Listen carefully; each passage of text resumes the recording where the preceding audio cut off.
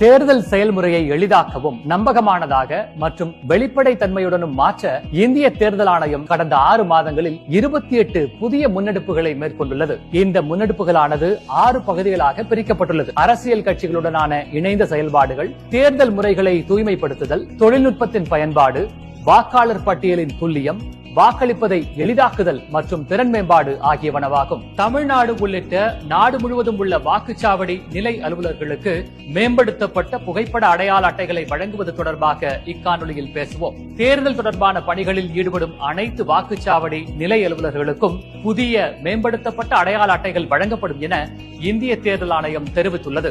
தேர்தல் தொடர்பான அனைத்து பணிகளின் போதும் வாக்குச்சாவடி நிலை அலுவலர்கள் தங்களுக்கு வழங்கப்பட்டிருக்கும் இவ்வடையாள அட்டைகளை அணிந்து வருவது அவசியமானதாகும். அடுத்த காணொலியில் இந்திய தேர்தல் ஆணையத்தால் மேற்கொள்ளப்பட்டுள்ள பிற முன்னெடுப்புகளை பற்றி காண்போம். இதுபோன்ற இந்திய தேர்தல் ஆணையம் தொடர்பான மேலும் புதிய தகவல்களுக்கு எங்களது அனைத்து சமூக ஊடக தளங்களை பின்தொடரவும் மற்றும் சப்ஸ்கிரைப் செய்யவும்.